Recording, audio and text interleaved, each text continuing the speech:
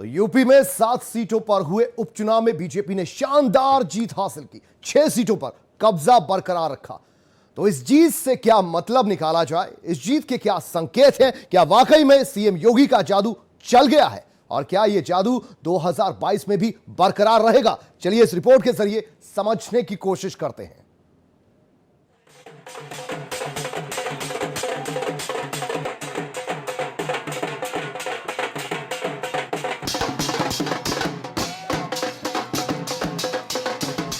सत्यप्रकाश मणि त्रिपाठी, उपेंद्र नाथ पासवान, श्रीकांत कटियार, उषा सिरोही, संगीता चौहान, प्रेमपाल सिंह धनगर, ये सभी वो हैं जिन्होंने जीत का डंका बजाकर मुख्यमंत्री योगी आदित्यनाथ के विश्वास को जिंदा रखा। विश्वास यही कि 2017 में चला जादू अब भी बरकरार है। जनता जनार्दन का विश्वास कायम है। यह विश्वास प्रधानमंत्री मोदी पर है, यह विश्वास मुख्यमंत्री योगी आदित्यनाथ पर है और यह एतबार बीजेपी पर है। आज के परिणाम ने एक बार फिर से साबित कर दिया है कि चाहे वह बिहार विधानसभा का चुनाव हो या देश के अंदर विभिन्न राज्यों के उपचुनाव, मोदी है तो मुमकिन है, इस कहावत को इस देश की जनता जनार्दन ने एक बार फिर से चरितार्थ किया है। सचमुच प्रधानमंत्री मोदी जी ने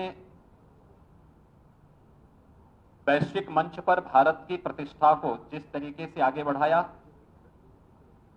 गांव, गरीब, किसान, नौजवान, महिलाएं और समाज के विभिन्न तबकों के हितों के लिए जो कार्य किया, यह बिहार विधानसभा के चुनाव के साथ ही देश के विभिन्न राज्यों का उपचुनाव पर जनता की ये मोहर है। प्रधानमंत्री जी के मार्गदर्शन में, उनके प्रेरणा से जो सेवा के कार्य किए हैं, आज उसका परिणाम प्रदेश के अंदर इस उपचुनाव में भी देखने को मिला है।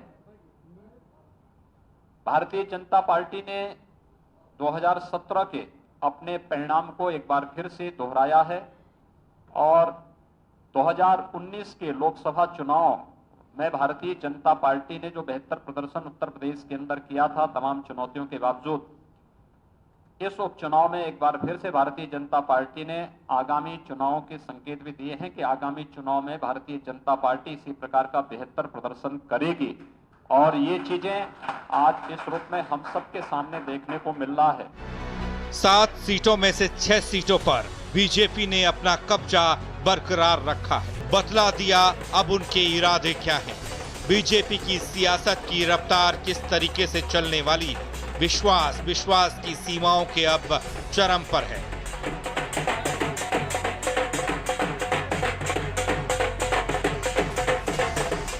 आखिरकार मुख्यमंत्री योगी आदित्यनाथ का जादू जो चला है और बीजेपी ने अपने संगठन का दम जो दिखाया है।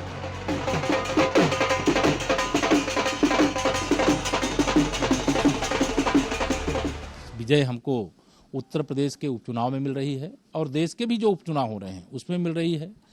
पूरा हल्ला मचा दिए थे कि एनडीए अब बिहार में वापसी नहीं करेगी, तो जो काम होता है, काम को जनता का आशीर्वाद होता है और हमारी सरकार ने, केंद्र की और प्रदेश की सरकार ने जो काम किया है उसका आशीर्वाद बिहार में भी मिल रहा है, उत्तर प्रदेश में भी मिला है और देश के अंदर भी मिल रहा है। उत्तर प्रदेश में भाजपा का मजबूत संगठन बूथ स्तर तक है। योगी आदित्यनाथ जी की अगुवाई में हमारी प्रदेश सरकार जन कल्याण के लिए दिन रात समर्पित होकर के काम कर रही है। गुंडा राज का खात्मा कर रही है। जो सपने देख रहे हैं गुंडा राज वापस लाने का, उनके सपने आज चूर चूर हो गए कि अब गुंडा राज की वापसी, जब बिहार में सब कुछ दांव पे लगा करके कोई नहीं कर सका, तो यूपी में तो अभी 25 साल कोई गुंडा राज की वापसी नहीं है। सेक्टर की रचना है, मंडल की रचना है और मंडल सेक्टर बूथ ताकतवर है और कार्यकर्ताओं की लोकप्रियता भी है और कार्यकर्ताओं की परिश्रम की पराकाष्ठा, पार्टी के प्रति समर्पण, चुनाव में रात दिन परिश्रम की पराकाष्ठा करते हैं, जिसके कारण यह परिणाम आता है। लेकिन नेतृत्व भी मेरा ईमानदार है और कोरोना जैसे महामारी को बचाना, इसी तरह उत्तर राज्य के अंदर योगी शर्मा सरकार के राज्य में गुंडागर्दी पर कंट्रोल, जो AK-47 लेकर गुंडा रोडों पर टहलते थे, दूसरे का कब्जा करते थे, आज स्वयं योगी सरकार का बुलडोजर चलता है, जिसके कारण विश्व से, देश के अन्य राज्यों से भी और विश्व से लोग भी निवेश कर रहे हैं, लोगों को रोजगार मिल रहा है।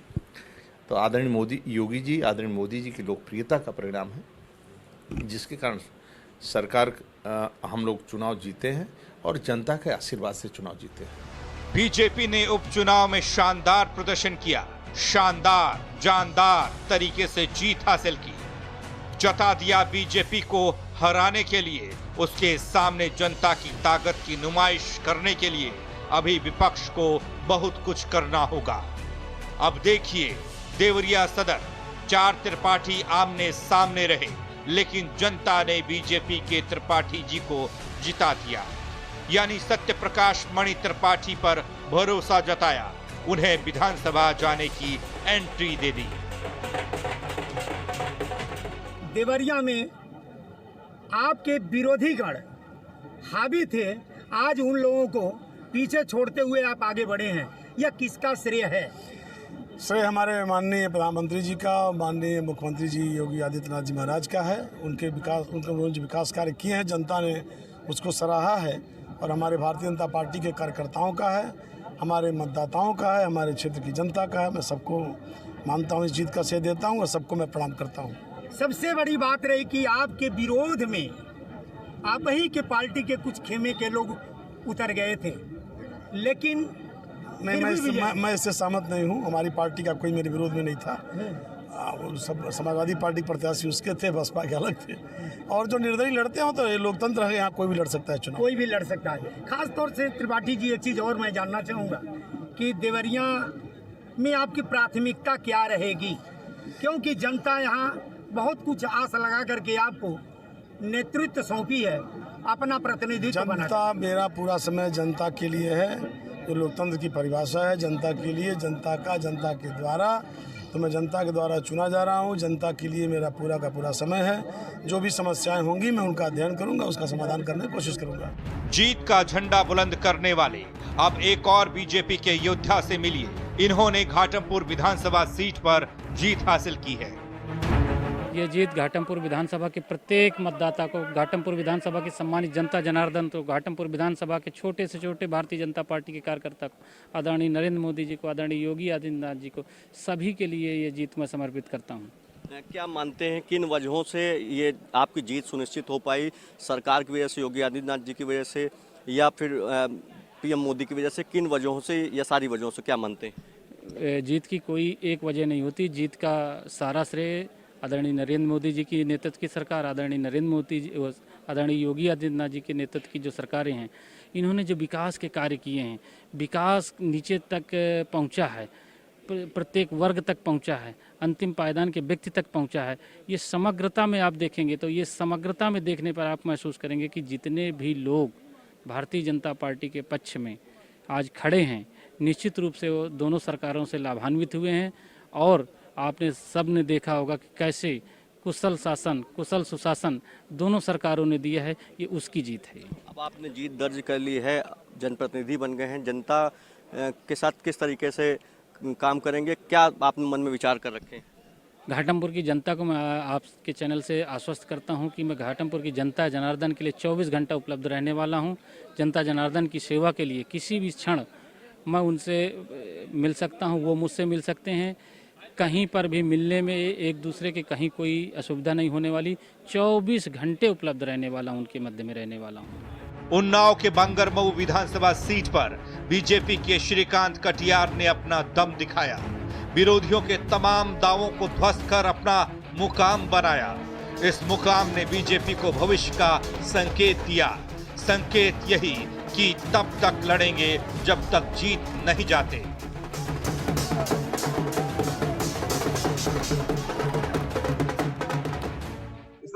उन्नाव के मतगणना केंद्र में, यहाँ पर हमारे साथ में उन्नाव से प्रत्याशी बांगरमऊ से जो कि श्रीकांत कटियार जी है। हम बात करेंगे जीत का श्रेय किसको देना चाहेंगे। श्रीकांत जी, आपको सबसे पहले आने की तरफ से बहुत बहुत बधाइयाँ जीत की। और बात की जाए तो जीत का श्रेय किसको देना चाहेंगे इतनी बड़ा से वोटों से? धन्यवाद आप सभी का। ये जीत का श्रेय प्रदेश नेतृत्व, राष्ट्रीय नेतृत्व, कार्यकर्ताओं में, क्षेत्रीय जनता उन्होंने अपने स्नेह और प्यार से भारी मतों से जिताया। जिस तरह से भी बात आ रही थी वीवी वोट को लेके, पैट को लेके, तो उसके लिए क्या कहना चाहेंगे? जैसे कि आरती वाजपेयी जो कांग्रेस के प्रत्याशी हैं, उन्होंने वीवी पैट को लेके सवाल उठाया है, ऐसे में क्या कहना चाहेंगे? वीवीपैट क्या जो भी ये होता है तो जनता का रुझान है, जनता में सवाल तो उठाते लोग रहते हैं, मगर सच्चाई सामने। राजनीति में हर किसी को बस जीत की ही दरकार होती है। जीत है तो अपना सियासी अस्तित्व है, नहीं तो अपने अस्तित्व को जिंदा रखने के लिए नेता हर पल संघर्ष करते हैं। अब देखिए ना, नगवा सादात विधानसभा सीट बीजेपी विधायक चेतन चौहान की मौत के बाद खाली हुई थी। इस सीट पर बीजेपी की ओर से संगीता चौहान, जो चेतन चौहान की पत्नी हैं, वो ताल ठोकी, दम दिखाया और जीत हासिल करी। लेकिन सपा के सिपहसालार जावेद आबदी तमाम दावों के बावजूद हार गए। अमरोहा की नौगावा विधानसभा सीट पर जीत हासिल करने के बाद संगीता चौहान हमारे साथ मौजूद है। आइए उनसे बात कर लेते हैं। संगीता चौहान जी का क्या कुछ कहना है? जी संगीता जी, क्या कहना चाहती है, क्या संदेश देना चाहती है?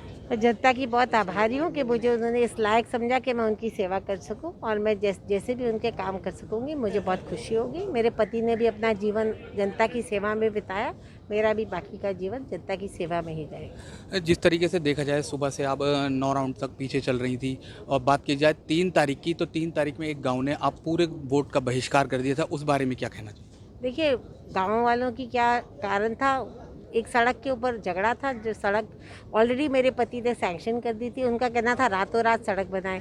उनका भी कहना गलत था, क्योंकि अभी आचार संहिता के बीच में तो कोई सड़क बन नहीं सकती थी। अब उस सड़क का कार्य हो जाएगा, गांव वाले भी समझ जाएंगे। 1-2 लोगों ने बहका दिया, ऑपोजिशन पार्टी वाले वहाँ बैठ गए जाके। तो मुझे लगता था कि उन्हें अपने लोकतंत्र में अपना मत ज़रूर एक्सरसाइज करना चाहिए था, जो उन्होंने सोचा कि नहीं करना।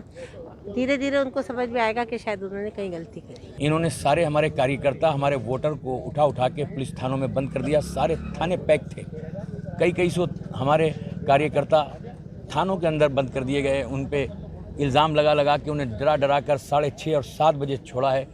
5 बजे हमारी पोलिंग स्टेशन जो है वो बंद कर दिए, लॉक कर दिए गए थे। वो उसका सबूत है उनके, अब मीडिया वालों ने मुझे दिए हैं। दूसरी चीज़ इन्होंने क्या किया कि जो हमारे बुज़ुर्ग लोग कोई गाड़ी साइकिल से बजाते थे, तो उन पर इन्होंने लाठी चार्ज करके उस कैरियर को तोड़ दिया। तो इससे हमारे जो कार्यकर्ता थे, जो हमारे वोटर थे, वो खौफज़दा हो गए और बहुत से लोगों की परसेंटेज ऑफ वोट जो है कहीं 40, जो 80-85% होती। तो इस हार के लिए किसे जिम्मेदार ठहराया जाए? क्या नौगवा सादात में सपा में सब कुछ ठीक था, या फिर अंतर कलह की वजह से यह हार मिली? अभी तो जावेद आबदी और नाहिद अख्तर के बीच सियासी मेल मिलाप हुआ था, तो फिर कैसे हार हो गई? क्योंकि सपा नेता नाहिद अख्तर का भी अपना जनाधार है। अब इस ओर सपा आला कमान का ध्यान जाएगा या फिर नहीं, ये तो वो जाने। बहरहाल टुंडला में सपा के हारे उम्मीदवार महाराज सिंह धनगढ़ ने भी सपा आला कमान को निशाने पर लिया। टुंडला से बीजेपी उम्मीदवार प्रेमपाल सिंह धनगढ़ ने जीत हासिल की है। विधानसभा में भारतीय जनता पार्टी ने एक बार फिर परचम लहराया। हमारे साथ हैं नवनिर्वाचित विधायक प्रेमपाल सिंह धनगढ़ जी। धनगढ़ जी, आपको पहले तो बधाई विधायक बनने के लिए। बहुत बहुत धन्यवाद। टुंडला विधानसभा की जो जनता ने आपको मैंडेट दिया है, जिताया है, क्या कहेंगे इस पर? मैं पहले टुंडला की मतदाता को, जनता को हृदय की अनंत गहराइयों से मैं साधुवाद और धन्यवाद देना चाहता हूं, जिन्होंने मुझे एक छोटे से कार्यकर्ता को यह विधायक बनाया। अपना अमूल वोट दे करके मुझे विजय श्री हासिल कराई, और यहाँ के कार्यकर्ताओं को भी मैं हृदय की अनंत गहराइयों से धन्यवाद देना चाहता हूँ, जिन्होंने मेरा साथ दिया और गांव गली गलियारे सब जगह मेरे साथ चले और वोट मंगवाने का काम किया। क्या प्राथमिकता रहेंगी विधायक बने, अब क्या प्राथमिकता रहेंगी? जो यहाँ विधानसभा की समस्याएं हैं, सड़क की है, एक तो पानी की है, खारा पानी है या मीठा पानी होना चाहिए। हम मीठे की समस्या का भी समाधान करेंगे, और ये आपकी पुल निर्माण की समस्या है, पुल निर्माण के लिए भी अपनी सरकार से कहेंगे, परम पूज्य महाराज जी से हम कहेंगे कि यहाँ पर अधिक से अधिक धनराशि दें, जिससे लंबे समय से यहाँ विकास नहीं हुआ है, तो यहाँ पर विकास की गंगा बह जाए। जीत का श्रेय किसे देते हैं? आखिर जीत हुई है, किसको श्रेय देते हैं इसका? जीत का श्रेय कार्यकर्ताओं को है, कार्यकर्ता सब लगे, और यहाँ की जनताओं का भी श्रेय है कि उन्होंने हमें अपना कार्य छोड़ करके खेती का जो अधिक से अधिक कार्य चल रहा था, आलू मिर्च उसको छोड़ करके अपने बूथ तक गए और हमें मतदान किया। मैं उनको अपनी हृदय की अनंत गहराइयों से फिर पुनः साधुवाद धन्यवाद देना चाहता हूँ। कुछ जैसे लगता है भाजपा प्रत्याशी के पक्ष में योगी आदित्यनाथ, केशव प्रसाद मौर्य और तमाम बड़े नेताओं ने यहाँ रैलियाँ की, उसका कुछ प्रभाव पड़ा? नहीं, अब पूरी सरकार का प्रभाव तो पूरी सरकार का है, पूरी सरकार लगी रही है। यहाँ पे हम लोगों की तो गाड़ियाँ बंद कर दी गई हैं, कहीं ना कहीं ऐसा डैमेज हुआ, वोटर पर धमकी दी गई है, तो ऐसा सिस्टम रहा है। अखिलेश जी आते तो क्या आपके परिणाम कुछ अलग हो सकते थे? हाँ बिल्कुल हो जाते, कहीं ना कहीं। आपके जिला स्तरीय समाजवादी पार्टी के नेताओं ने क्या इस बात की मांग नहीं रखी थी अखिलेश जी के सामने? नहीं, ऐसा रखी थी, उन लोगों ने अपने हिसाब से करी थी, मगर कार्यकर्ता अपने हिसाब से भी चुनाव लड़ रहे थे। ऐसा नहीं है कि उन्हें ऐसा लग रहा था कि हम लोग चुनाव हारेंगे। कहीं ना कहीं हम लोग ज़मीन से जुड़े हुए थे और हमारा काम भी हुआ था, मगर हमें लास्ट में ये लगा कि लोगों को धमकियाँ दी जा रही हैं कि 3 तारीख के बाद जो हो जाएगा, 3 तारीख के बाद जो हो जाएगा, तो उस चक्कर में भी लोग डर की वजह से वोट में वो करेंगे। आश्वस्त थी समाजवादी पार्टी पूरी तरह से, टूला सीट के लिए आश्वस्त थी, लेकिन आखिर फिर कहाँ पे ऐसा लगा कि अब डिमोलाइज हो गए, हम अब नहीं, सरकार से चुनाव है, इस वजह से डिमोलाइजर हुए हम लोग। उपचुनाव में बीजेपी को शानदार जीत मिली। आइए अब विपक्ष को सुन लेते हैं, जान लेते हैं बीजेपी की इस जीत पर उनकी क्या प्रतिक्रिया है।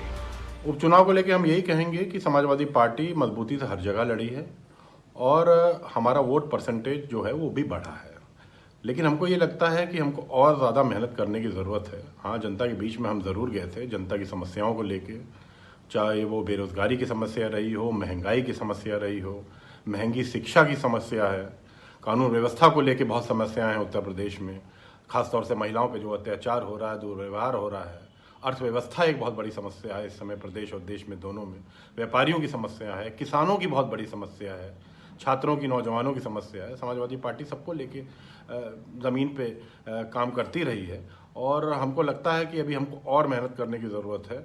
मत प्रतिशत उनका कम हुआ है तो कहीं ना कहीं ये बताता है कि जनता उनसे उब चुकी, और सबको पता है कि जो उपचुनाव होते हैं वो कहीं ना कहीं प्रशासन के चुनाव होते हैं। और आप एक चीज़ और देखिए कि इन चुनाव में कांग्रेस का मत प्रतिशत बढ़ा है और बहुत अच्छा बढ़ा है। कांग्रेस पार्टी को इसमें कुछ भी लूज करने को नहीं था, क्योंकि इन 7 सीटों पे कांग्रेस का कोई भी विधायक नहीं था। कांग्रेस पार्टी ने अच्छा प्रदर्शन किया है। वहाँ भारतीय जनता पार्टी और जदयू का गठबंधन भारी बहुमत से विजयी हो रहा है। यह योगी आदित्यनाथ जी की कर्मठता, उनकी मेहनत, उनकी शुचिता और जनता के प्रति उनकी जो जीवंत शैली है, जिससे जनता से सीधे वो जुड़ रहे हैं, जनता के जुड़े हुए हितों को सीधे वो फेस कर रहे हैं और उसको हल कर रहे हैं, उसकी यह जीत है। योगी का जादू या योगी का परिश्रम काम आया है। 2017 की तरह जो पिछली जहां उपचुनाव हुए 6 सीटें भाजपा के पास थी, इस बार भी भाजपा ने 6 सीटें फिर से सुरक्षित रख ली अपनी। ये तब है जब कोरोना काल में तरह तरह की बातें उठी थी और 3.5 साल के शासन का इनकम्बेंसी फैक्टर भी था, लेकिन इसके बावजूद अपनी सभी सीटें बचा लेना एक भाजपा सरकार के लिए बहुत बड़ी उपलब्धि है। वैसे विपक्ष के लिए संकेत है। मुख्यमंत्री योगी आदित्यनाथ ने अपने नेताओं से लेकर कार्यकर्ताओं को सबको संदेश दिया है। विपक्ष मुख्यमंत्री योगी आदित्यनाथ के इस भविष्य वाले संकेत को समझ पाएगा, ये सबसे बड़ा सवाल है। भारतीय जनता पार्टी के प्रत्याशी उपचुनाव में जहां भी लड़े, आपने देखा होगा उनकी चुनाव की जो बढ़त है अपने निकटतम प्रतिद्वंदी से, वह कम से कम 17,000 से ज्यादा है। 17,000 से आगे बढ़ती है और 17,000 से 32,000 तक पहुंचती है। यानी निकटतम प्रतिद्वंदी के साथ भारतीय जनता पार्टी के प्रत्याशियों की बढ़त किस रूप में है, ये आगामी चुनाव में और अगले परिणाम में पहले से ही प्रदर्शन करता है कि सरकार टीम वर्क के साथ बेहतर प्रदर्शन कर रही है। आदरणीय प्रधानमंत्री मोदी जी के मार्गदर्शन, उनकी प्रेरणा से। तो सुना आपने, मुख्यमंत्री योगी आदित्यनाथ कह रहे हैं ये जीत भविष्य का संकेत है। अगर है तो 2022 में विपक्ष का क्या हाल होगा, इसे अब विपक्षियों को समझ लेना चाहिए।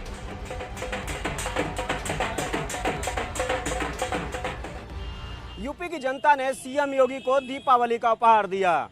उपचुनाव में जहां सीएम योगी का दबदबा कायम रहा, वहीं जनता को भी योगी मॉडल खूब भाया।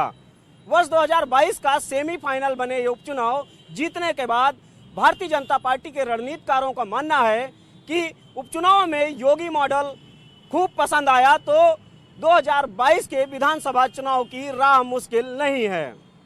कैमरामैन अमित साहनी के साथ संकेत मिश्रा, R9 TV, लखनऊ।